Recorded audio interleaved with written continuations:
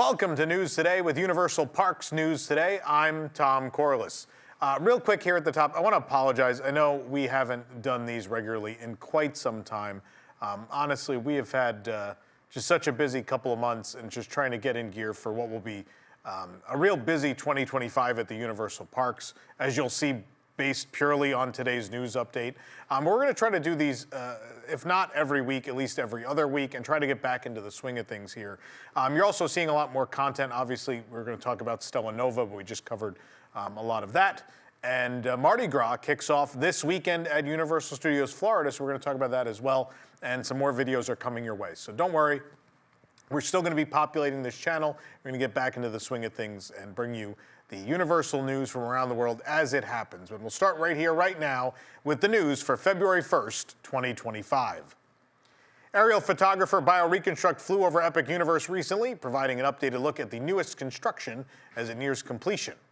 The new Universal Orlando Resort theme park will open in May of 2025. Of course, the nearby Stella Nova Resort opened this past week. I think it's over a week ago now. I don't know. I've lost all concept of time.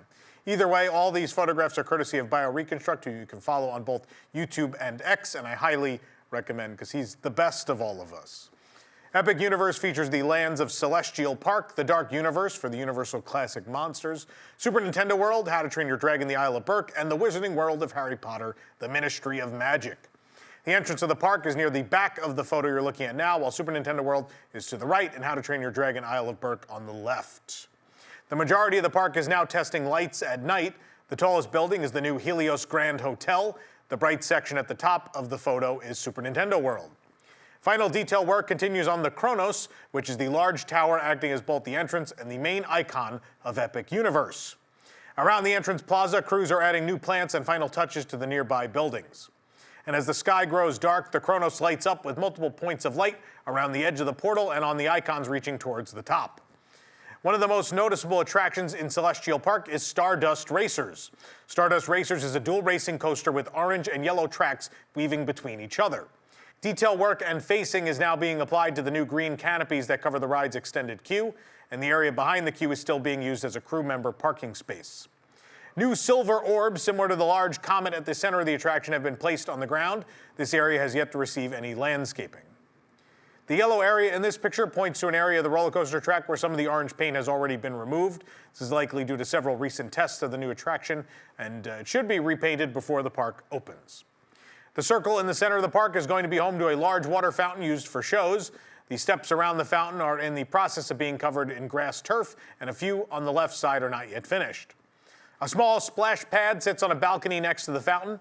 Small lights and spots along the red paint lines have been added to the concrete. This building is going to be the Meteor Astropub restaurant. The green roof building at the top right is currently rumored to be a private event space. New roof elements, including a silver orb next to the arrow, are being installed on the restaurant.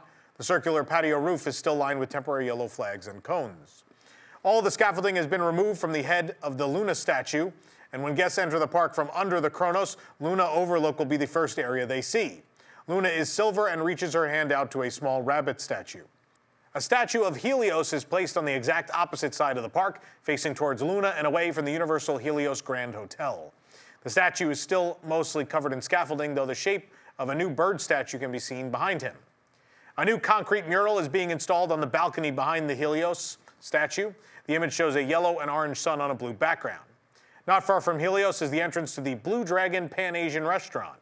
The columns on the patio outside the restaurant have now been themed and painted gray, and we're still waiting on a giant dragon above the archway as seen in the concept art. The second restaurant in Celestial Park is Oak and Star Tavern.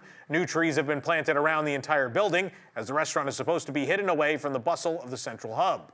Starlight points of light have been added to the bricks above the restaurant's entrance. The chimneys on the left of the roof are also new.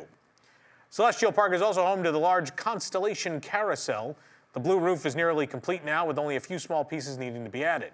Guests will enter through the marked stone path and then wait in a smaller dome section. Peeking inside, the tarps covering all the animals for the carousel appear to have been removed. The vehicles are expected to be shaped like animals with ties to the zodiac and constellations. The carousel has been testing with hundreds of small bulbs lining each wedge of the roof. The lights run all the way from the central point to the water below.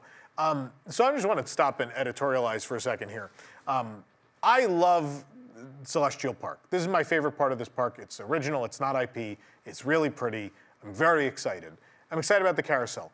I am supremely concerned in Orlando, and Disney and Universal, neither of them have a good track record with this. Whenever they line a roof with light bulbs, maintenance is not good about replacing all of them constantly. And when you do something like this, once one goes out, it is super noticeable. And so I am really hoping that the maintenance crew is going to be on top of this. It's going to be a little hard because some of it's over the water, but I'm hopeful that this will be maintained properly. The sign has now been installed for Pizza Moon, a quick-service pizza restaurant. The image on the top of the sign is an homage to the 1902 film A Trip to the Moon, with a slice of pizza in place of what is usually a rocket wedged in the moon's left eye. The final dining location in Celestial Park is called Atlantic. The restaurant has an aquatic theme, fitting its location overlooking the central fountain. New gold stripes have been added around the columns of the building, and seashells are now placed on top of each column, and detailed molding has been attached to the upper line of the roof. Finally, Celestial Park is home to a Nintendo-themed gift shop. Stained glass images of Nintendo characters have been installed above the entrance, including Mario, Princess Peach, and Donkey Kong. And both entrances to the store are now flanked by carved statues of additional Nintendo characters, such as Bowser, Toad, and Yoshi. Dark Universe is the section of Epic Universe themed to the classic monsters. The large gray show building on the left is Monsters Unchained, the Frankenstein Experiment. In the center of this aerial image is the roller coaster track for The Curse of the Werewolf. The yellow arrow on the right is pointing to a recently added office trailer in what will be a backstage area. The portal was recently spotted testing its, I don't want to say lighting, because I believe this is essentially a screen in the tunnel. But electricity crackles on top of the metal spire at the top, and the circular icon above the purple entrance glows with an eerie light. Moving inside the land, the center area of Dark Universe is the village of Darkmoor. The indoor arch on the right side leads to a set of restrooms, which recently had their sign installed over the top. The central well has been weathered to match the stonework in the rest of the land, and crews have been adding small themed details like the store sign that hangs on the right. The graveyard near the village looks much greener now that the plants have had a few weeks to grow and fill in space. The building on the right of the town center belongs to the Das Steakhouse. This restaurant is located deep under Darkmoor in an ancient catacomb that vampires call home. The restaurant signs have been installed, but no menus as of yet. Over by the Curse of the Werewolf, a spinning family coaster, crews were using cranes to install new frames for holding safety nets along the side of the track. The frames are a combination of U-shaped holders with vertical metal posts, and several of them have already been installed on the section nearest the guest walkway. Over by Frankenstein Manor, home of the Monsters Unchained, the Frankenstein Experiment ride, additional queue ropes have been run across the central walkway leading through the gates. The castle has received some final painting work and aging, making it look even more creepy, and crew members seem to be looking at the large double doors open towards the castle's interior. New trees have been added to fill the area inside the extended outdoor queue and outside the castle gates. The trees help to block the view of the show building and backstage areas. Another area in Dark Universe conducting daytime testing for the first time is Frankenstein Manor. The light effects at the top of the castle turrets are meant to resemble electricity running across the wires. A jagged line of broken shingles is meant to emulate that lightning has struck the tower, damaging it. In addition to the latest construction, BioReconstruct was able to record footage of the Burning Blade Tavern conducting additional daytime testing of the flaming windmill above the restaurant. The tavern has previously been seen testing the flames at night. This is the first time we had seen it during the day. More rainbow-colored panels and yellow power stars have been installed around the pipes on the top of the Super Nintendo World entrance portal. Crews were also working on the sliding doors inside the portal, which can be used to close off the land from the central hub. Since our last update, more of the detail work around the land has been completed. The Super Mario section is now bursting with color and character. Crews were using a list to work on the finishing touches of Peach's castle. The turrets on either side of the land's entrance still need to be painted pink. The Princess Peach stained glass window in the center of the castle has also not yet been installed. The gazebo to the left is a meet and greet location. To the right of the castle, the archway below the large gold coins has been painted orange. This area will be one of several key challenge mini-games scattered throughout the land that interact with guests' power-up bands. Moving back to a wide view, several crew members were walking on the roof of the blue building along the right side, and all of the spinning coins have been installed and have been seen moving for tests. Several crew members were also gathered near the entrance of Bowser's castle. This is the opening of the queue for Mario Kart Bowser's Challenge. A horned lamppost has been installed to the right of the Mario Kart entrance warning sign. The orange caution tape we saw in front of the castle has been removed. All of the Yoshi ride vehicles have been uncovered at Yoshi's Adventure. Crews were working underneath the attraction on the side entrance to the 1UP factory store. Yoshi's Adventure travels directly over the warp pipe that leads to the Donkey Kong-themed area of Super Nintendo World. This pipe has been completely painted now, and golden palm trees have been added to either side. The Captain Toad figure near the end of Yoshi's Adventure has been uncovered. Captain Toad is wearing an adventure outfit and a headlamp and stands on a tree stump. This photo shows the full track loop for Yoshi's Adventure. All the test dummies we saw inside the vehicles have been removed. The white egg replacing the O in Yoshi for the attraction's main sign has been removed for an unknown reason and has still not been installed once again. Additional crew members were stepping between the thorny vines next to a large piranha plant. This plant will move its head backwards and forwards as part of another key challenge, so it's possible the plant is being prepared for testing. Most of Super Mario World has been testing nighttime lighting. We can see all of the teal lampposts are turned on, as well as the lights over attraction signage. Orange lights glow within the eyes of Bowser on the front of his castle. And on the other side of the divider wall is the Donkey Kong Country section of Super Nintendo World. The Golden Temple for the Minecart Madness attraction appears nearly complete. The remaining pots, columns, and details of the temple have all been covered in shiny gold paint. The large statue of a monkey's head is lit up at night by multiple hidden spotlights, and the waterfall running from the statue's mouth was also testing. The track for the roller coaster runs parallel to the queue's entrance, and a minecart was seen testing at full speed and is seen here in the center. During another test, Universal employees were seen actually riding Minecart Madness. This is the first time we've seen the attraction testing with real people instead of just dummies. Near the water area of the roller coaster, a fog effect was also being tested, or a mist if you want to call it that. During this section, the minecart will appear to jump off the tracks and briefly skim the surface of the water. The fog is used to help hide the real track that's holding the cart on the right side. A sideways view shows the fog effect from another angle. You could also see another empty minecart running across the higher track. Donkey Kong's house will be used as a meet and greet location for guests to interact with the oversized character. The hut has now been completely painted, and a large pile of bananas has been placed at the base. The bananas are likely a barrier to keep guests at a distance when taking photos with Donkey Kong. This photo shows the entry portal for Donkey Kong Country from the opposite side. The two circular statues now have been painted gray, and the rockwork around the portal has been completed. Crews are still in the process of finishing the green jungle-themed barrier walls that separate Super Nintendo World from the backstage areas. The light green section will soon be painted with layers of jungle trees to match the finished area on the right. This first photo is a wide angle of the entire How to Train Your Dragon, the Isle of Berk area. The large lake in the center has been drained with water again since our last update. Plenty of scaffolding is still surrounding the dragon icon at the top of the How to Train Your Dragon portal. Crew members appear to be painting and adding additional fine details. More landscaping has also been added to the grassy area to the right of the portal. Most of the portals in Epic Universe now have their lighting or their screens inside of their portals. Each portal is a different color on the inside, a palette, if you will. The How to Train Your Dragon portal has an orange interior lighting color. Construction continues on the Spitfire Grill covered seating area. Beams and basic structures are now in place for the roof over the building. The yellow arrow also points to the location where the interactive ice dragon will be placed according to the concept art. Next, we move over to the Fire Drill boat ride, seen at the bottom, and the Haddock Paddock meet and greet area under the red canopy. A few more targets have been added to the Fire Drill attraction. The two sides of each boat will compete in hitting 130 moving targets with their water guns. Across from the Haddock Paddock, a new dragon statue has been added in the top right corner near the arrow. This green and blue overhang protects the entrance of the theater for the Untrainable Dragon. The show is based on Untrainable, which premiered at Universal Studios Beijing, where it has been a huge hit. A mechanical dragon tail is in progress, I should say, near the guest walkway by the theater. It's currently covered in a black tarp, but the scaffolding has now been removed from the dragon houses. This overview of the Viking training camp play area is what you're looking at now. Most of the playground elements have been installed, including ropes along all the walkways and added details on the pavement. A majority of the scaffolding has now been removed from the Viking training camp. Plant-like shrubs and small trees have been added near the front entrance and along the right edge of the area.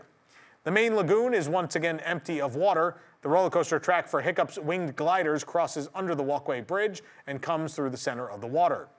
Zooming in closer, crew members are seen completing final detail work on several of the Viking longships that are parked in the lagoon. Ropes, props, and paint can all be seen sitting on the ground near the boats. More dragon details have been added to the dragon houses decorating the mountains near the lake. The tail on the top left is mechanical and has not yet been covered, so the moving parts can be seen. Detailed stonework has been added around the land's central fountain, with tiles creating pictures of dragons on the ground. The double set of doors that lead to the Mead Hall restaurant have now been painted and weathered. The first set of doors was open, allowing us to look at the set of inner doors. The maintenance hatches under both statues flanking the entrance were open, perhaps working on the fire effect that will soon be testing. More light fixtures have been installed in the white section of roof above Mead Hall. The white area will not be visible to guests from the ground. This tall mountain will use forced perspective to make Gothi's hut at the top look very far away. The building on the left is the queue entrance for Hiccup's winged gliders, while the right building is the exit gift shop.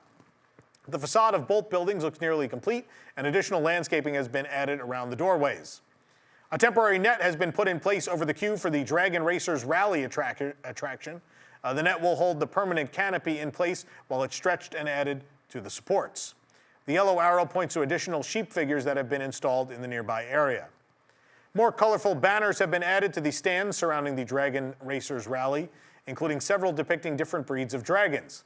The two-headed dragon is a hideous zippleback, which is ridden by Rough Nut and Tough Nut in the films, while the other dragons include the Green Gronkel and the Red Monstrous Nightmare.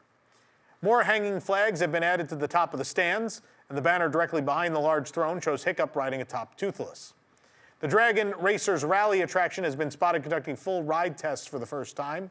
The spinning arm of the attraction can be seen rotating, and the gliders where guests will sit are hanging on one end. The gliders appear to be hanging with room to tilt in multiple directions, so gravity keeps the glider facing horizontally. And finally, here's a quick look at the land testing its nighttime lighting. Most of the paths appear to have small lanterns installed along the walkways, and bright lights are pointed at the peak of the mountain, as well as cover where Hiccup's winged gliders comes out of the water.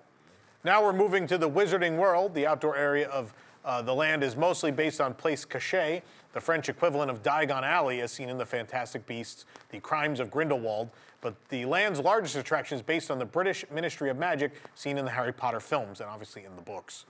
Crews are still working on finishing the Harry Potter entrance portal. A pattern has now been added to the concrete in front of the portal entrance. It's a little hard to see, but it looks like the design might include differently shaped wands from the Harry Potter universe. At night, the portal was testing purple interior lighting, or a screen, and the quote above the portal also lights up to be easily readable. The arch at the entrance to Place Cachet is called the Phoenix Arch. Additional weathering has been added to the stonework on both the Muggle and magical sides. Along the main street, crews are now adding more details like awnings to the entrances of stores and restaurants. The red tent in the center of the street is Le Cirque Arcanus, a stage show inspired by the circus from Fantastic Beasts. Since our last update, posts for the show's extended queue have been added to the left side. Even more extended queue posts for the show now stretch along the street on the right, going around the trees we saw planted last time. The hanging lights installed during our last update have now been testing at night. The lights run to the tent's tallest peak and across the entrance. The open air section on the left is a courtyard situated along a hidden street. The construction vehicles have been removed from this area, and the detailed paintings running across the upper floors have been finished. The arrows in this photograph point to two green columns that will be used for French advertisements. They have not been decorated yet, but themed advertisements will be added to these posts relatively soon. This thin street full of stairs will not be accessible to guests. The turrets are designed as another forced perspective illusion to look like the cathedral is sitting in the distance. Lights have been installed on the right corner roof to light the turrets at night.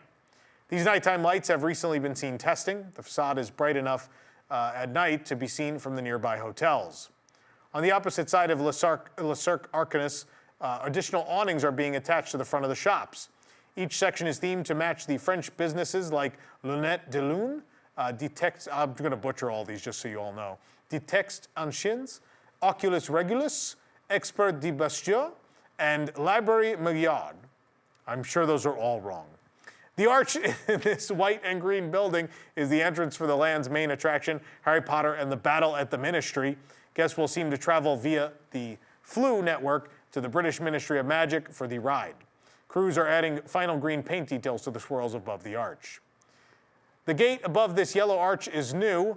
The gate leads to a backstage hallway, so this will keep guests from walking inside. The iron fence around the statue at the end of the street is also new. The outside of the Universal Helios Grand Hotel is nearly complete. 2 large cranes were still parked outside the hotel's lobby, but no other scaffolding remains. No major changes have been made to the resort's pool, apart from a few more plants that have been placed in the grassy area above it. Several rooms in the hotel are testing their lighting, which allows us to see inside of them. It looks like the basic furniture has appeared in most rooms. They are not yet fully staged. Meanwhile, slightly further back from Epic Universe are the new Stella Nova and Terra Luna hotels. The Stella Nova Resort opened recently, while Terra Luna will open on March 25th. We, of course, will be there to bring you coverage of that opening. We recently stayed at Stella Nova. Be sure to check out that content. We have a full tour of the room. We also did an exhaustive review of most of the food and drinks at the hotel. Actually, as soon as we're done here, I'm going to check in. Staying over tonight. There's some cleanup work to do. We need to film a full resort tour. It was cloudy and rainy when we were there. It didn't look good, so I want to reshoot it so you guys get the best video possible. And maybe we'll try a few new dishes. I don't know. Got to see. I don't think there's much left, but maybe we'll go try some more. But check out those videos, and still more to come as well. And at night, both Terra Luna and Stella Nova have installed small white lights that look like stars in space on their facades. Universal is still in the process of finishing its new bus terminal. Universal announced a new fleet of electric buses will be used to transport guests staying on property to Epic Universe. This currently empty lot is where the new buses will be parked.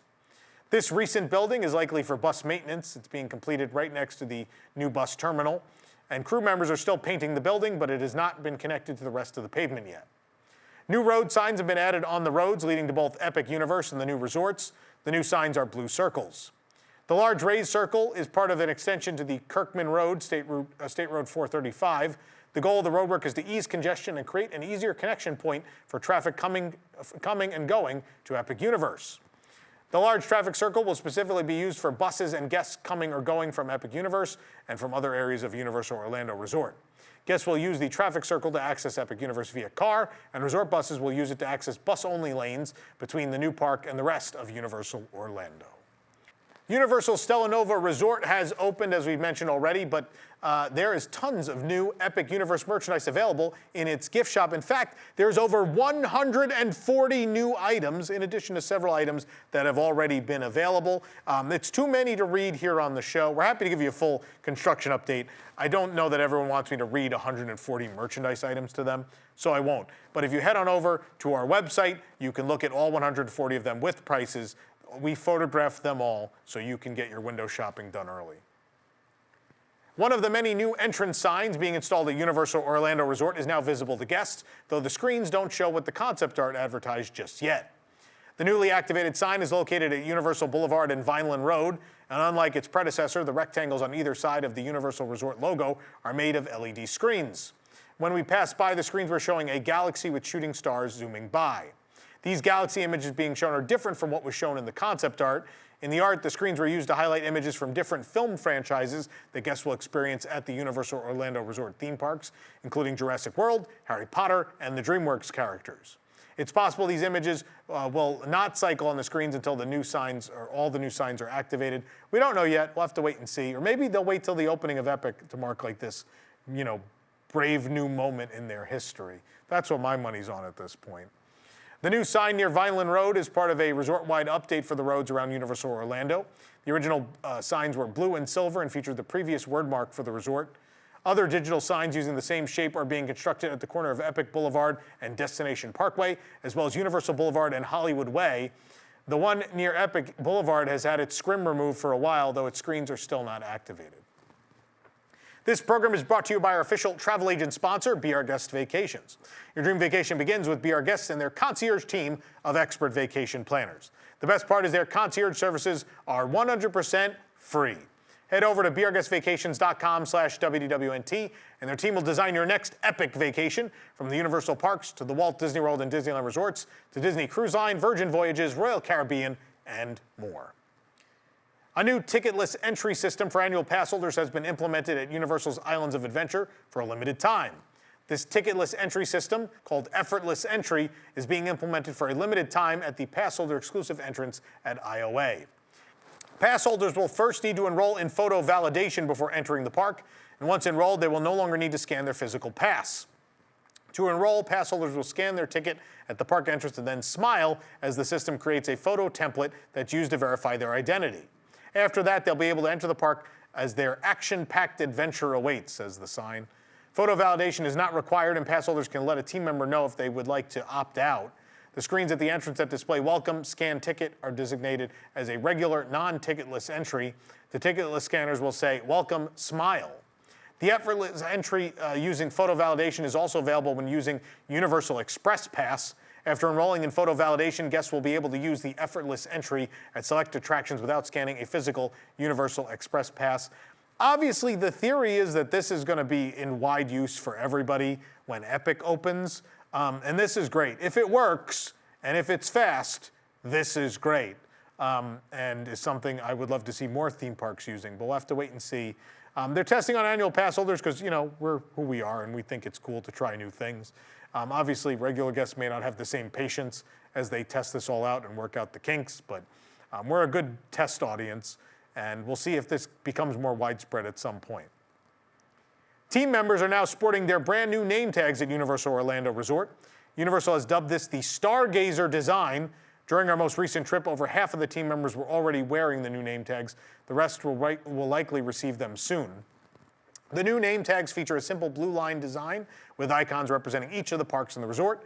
The icons include the Lighthouse from Universal's Islands of Adventure, Krakatoa from Universal Volcano Bay, the Universal Orlando Resort Globe, the Kronos from Epic Universe, and the Arch from Universal Studios Florida. Stars dot the sky above each team member's name. Universal Studios Florida has debuted a new music loop at the entrance of the park. The new music loop features a collection of movie soundtracks representing some of the many films present in the park today. Several films without a large park presence that fall under the Universal Studios banner are also included. The full list of songs can be found on our website. It's also with the video. We have a video here in the channel if you want to listen to the whole loop. And in the description, we have a full list for you so you can identify them as the video goes along. So I won't read them all here, but it's for you guys to enjoy. It's pretty cool. I miss some of the old songs, but it's neat. The decorations for the annual Mardi Gras celebration at Universal Studios Florida have arrived in anticipation of the start of Universal Mardi Gras International Flavors of Carnival on February 1st. As you're watching this, the event has started, and we're already there engorging ourselves on 40 new items. But signage highlights that this is the 30th annual event at the park. The new anniversary medallions hang from the lampposts in Hollywood, and green, purple, and yellow jester hats top the lampposts in Gramercy Park, bringing Mardi Gras to New York. You could step on over to the 2025 Mardi Gras Tribute Store in the former Williams of Hollywood at Universal Studios Florida. The store, of course, is a staple of seasonal events at Universal. The latest edition is now open. Pass holders got a preview on Thursday. We have a full tour for you. You can watch right here on the channel. Meanwhile, the Cursed Coconut Club, a Mardi Gras-themed overlay of the Red Coconut Club at City Walk, is taking shape as decorations are installed. That will open this weekend as well. Again, stay tuned for exhaustive coverage of the event. A closing time frame has been confirmed for the Hollywood Rip Ride Rockit at Universal Studios Florida. The roller coaster will close permanently in the fall of 2025. Rumors have been spreading for a while that indicated the imminent closure of Rip Ride Rockit, and recently Universal filed a permit with the South Florida Water Management District to remove existing attraction and replace with proposed attraction. The permit indicated the location was Hollywood Rip Ride Rockit. The coaster, designed by Maurer Sohn, opened at Universal Studios Florida in 2009, and it will close permanently again in early September of 2025 is what they've said so far. Universal confirmed that on their X account. Details of the new experience aren't available, but sources close to us at WDWNT have indicated that it will be a new multi-launch Intamin roller coaster. The rumor out there is Ghostbusters, which you guys know me, I'm like just about the biggest Ghostbusters fan in the world. I don't know how I feel about it though. I don't know as a Ghostbusters fan if that's the ride I want for Ghostbusters. It's a movie about shooting. You shoot ghosts and trap them. If the ride's not about shooting ghosts and trapping them, it's like Fast and Furious being a ride about being on a bus. It doesn't, I don't know, it makes a lot of sense. Universal Orlando Resort has introduced new window displays that guests can interact with using the Despicable Me, Trolls, and Jurassic World bubble wands that were introduced for the Mega Movie Parade. The wands were released last summer to coincide with the debut of the parade, and while the parade is on hiatus, guests can use their wands at the windows of the Universal Studios store in USF. There are 4 interactive windows, one themed to each of the 3 IPs, and one featuring all 3. From left to right in the photo you're looking at now is Trolls, all 3, Despicable Me and Minions, and Jurassic World. Another Jurassic World display window is on the far right, but this one does not interact. Each window features graphics across the bottom that give guests instructions to choose your wand, flip the switch down, aim, and press the button. The Trolls window features a mushroom house in the center, and decals depict Branch, Catterbus, and Poppy, and Trolls plush are in the boxes. When the wand activates effects, a Poppy plush appears in the mushroom house. Golden bubble lights also appear on the left side of the display behind Branch and the Catterbus. This window has several of each bubble wand on display, and behind the wand are the characters from atop each wand: Bob the Bear and Tim the Minion, Princess Poppy, and Blue the Velociraptor. When you use your own bubble wand on the display, each character is illuminated in colorful lights, and above them, the words "Choose Your Wand" light up. The Minions window features Minion plush and decals with big black speakers. One Minion is in front of a colorful tile wall, wearing headphones as though he's a DJ. The wands activate the disco ball hanging to the sides. They spin, reflecting light.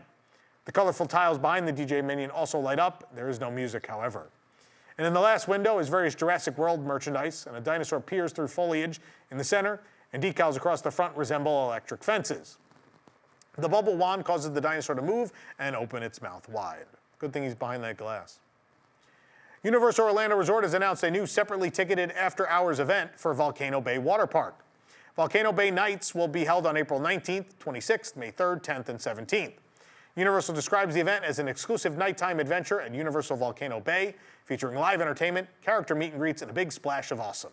Tickets and more details will be available soon. Of course, Volcano Bay usually closes at 5 p.m., so this will be a rare opportunity to see it at night. Tickets are now on sale for the upcoming Universal Fan Fest Nights event, taking place on select nights from April 25th through May 18th, 2025 at Universal Studios Hollywood.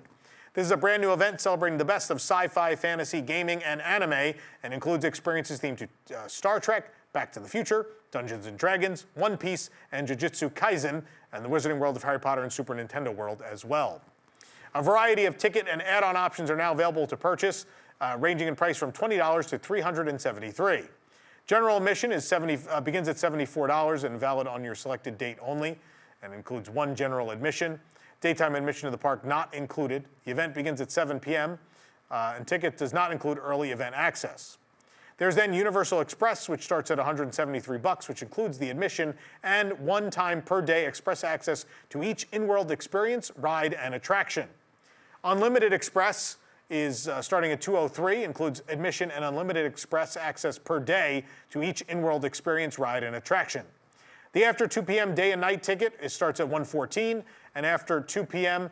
Daytime general admission to the park is included, and same-day evening general admission to the event as well. Ticket includes early event access to select in-world experiences starting at 5:30 p.m., subject to change. The after 2 p.m. with Express is $228. That's not unlimited, by the way. They have a VIP tour as well, starting at $373. Enjoy VIP treatment during the Universal Fan Fest Nights event, including a shared, expertly guided walking tour of the event, private VIP trolley transportation, unlimited express access with VIP tour credential to select in-world experiences, rides, and attractions, as well as a gourmet dinner with an alcoholic beverage included in the private VIP dining room and complimentary valet parking. Early access ticket, meanwhile, can be added on for $20. Get a head start on your night to experience select in-world experiences starting at 5:30 p.m. That has limited availability, and separate Universal Fan Fest Nights admission obviously required with that.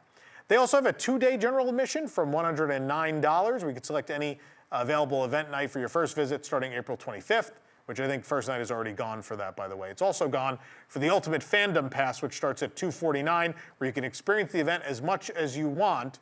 Again, but now you can't use the first night. The first night is fully booked, but you could buy for the second night onward as of recording, I believe. This after-hours ticketed event will be held on the following dates: April 25th, 26th, and 27th, May 2nd, 3rd, and 4th, May 9th, 10th, and 11th, and May 16th, 17th, and 18th. Universal also revealed details about all that will be offered during the event. Star Trek Red Alert is a guided walkthrough attraction aboard the USS Enterprise D. Guests will board the starship as a mysterious entity wreaks havoc through the ship's systems. The experience features many Star Trek locations, including the ship's bridge, which is screen-used set piece from Star Trek Picard. Guests can dine on special Star Trek-themed food items like the Tribble Truffle Trio, Vulcan Fritters, Klingon Targ Legs, and Orion Spice Funnel Cake at Quark's Cafe.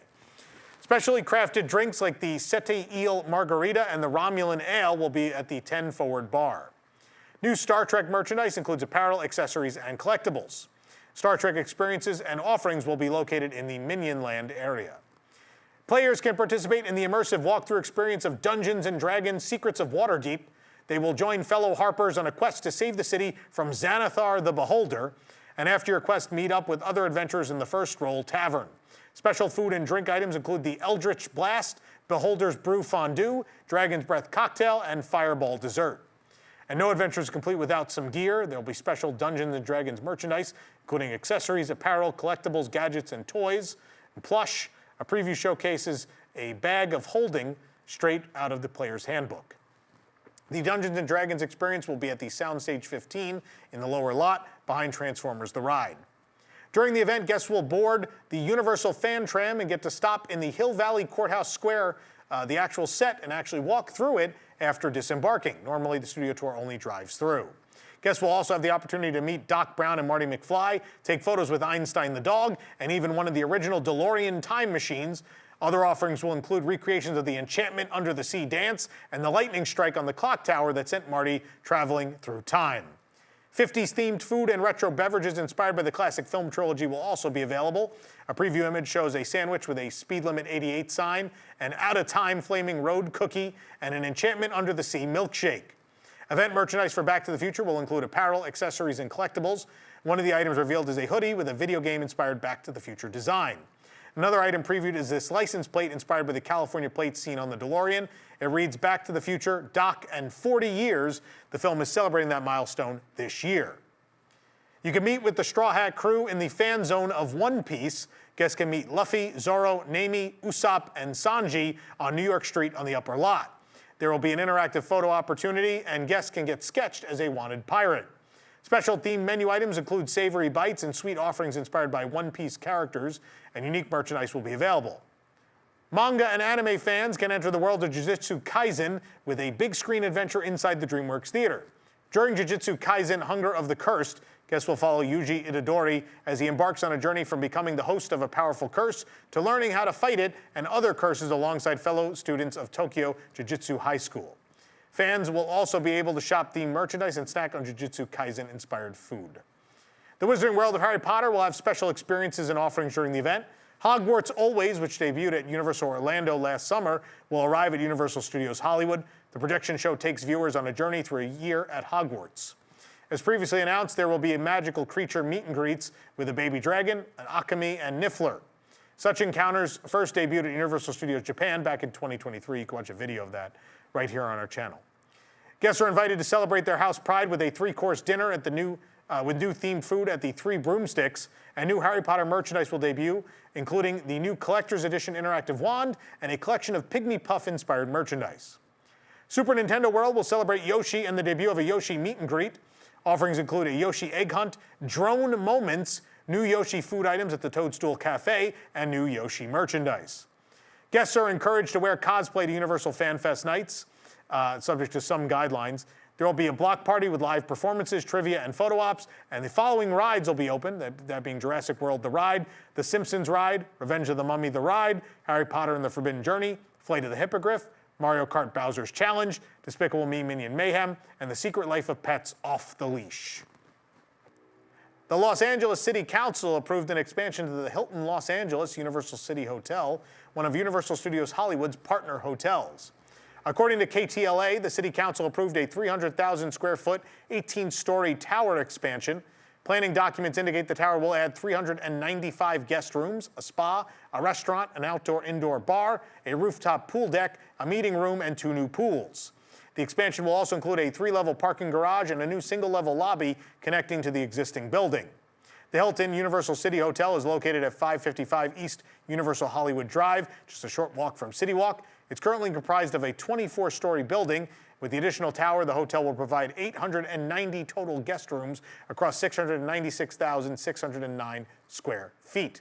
Hotel operator Sunhill Properties Incorporated originally announced the expansion back in 2018. Guests can meet dinosaurs, dine on special menu items, and enjoy an enhanced Jurassic Park The Ride during the limited-time Jurassic World Journey event coming soon to Universal Studios Japan. Jurassic World Journey will be held from March 14th through August 31st. The dinosaur experiences of the park's Jurassic Park area will evolve with new and upgraded offerings. At the Jurassic World Raptor Alert, guests can encounter ferocious raptors in a high-stakes, adrenaline-filled battle as they invade the area. Guests can feed and touch giant herbivorous dinosaurs at the up-close and interactive Jurassic World Dino Encounter. During the Jurassic World Baby Dino Adventure, guests will meet and play with adorable baby dinosaurs under the guidance of knowledgeable caretakers. All these experiences will be 20 minutes in length and will be performed up to 4 times daily, varying by day. The Jurassic World Mission Walk is a free puzzle-solving rally. Guests will embark on a jungle exploration filled with missions and dinosaur sightings, and guests who complete their mission will receive an exclusive sticker. Guests can get a picture at the Gyrosphere photo spot inspired by Jurassic World, and the Discovery Restaurant will offer new dinosaur-themed burgers. Adults can enjoy the T-Rex burger set with beef and black buns. The kids' option is the Triceratops Kids Burger set. There will also be a lemon-flavored Jurassic Park chocolate churro, and the Souvenir Raptor and Gyrosphere popcorn bucket, which arrived at Universal Orlando last fall, will also be available. Universal indicated that Jurassic Park The Ride will receive enhancements for the event. They didn't say what those would be at this time, though. That just reopened from a over 1-year refurbishment. This is so weird to have a Jurassic World event in a Jurassic Park land. Why didn't you just retheme it? You worked on the ride for over a year. I don't completely understand what they're doing here, but whatever. You can support the entire team behind this show and others by joining the WDWNT Interglobe Society at patreon.com/WDWNT. Get access to exclusive content, discounted show and event tickets, and more. A special shout out to our WIGS members watching who make this show happen every week. For more information on these stories and more, head on over to universalparksnewstoday.com. If you're enjoying the show, be sure to like this video, subscribe to Universal Parks News Today here on YouTube for more great content. Click the bell for notifications, and make sure you hit select all notifications so you never miss an episode of the show. For UPNT, this is Tom Corliss saying, the future is whatever you make it, so make it a good one.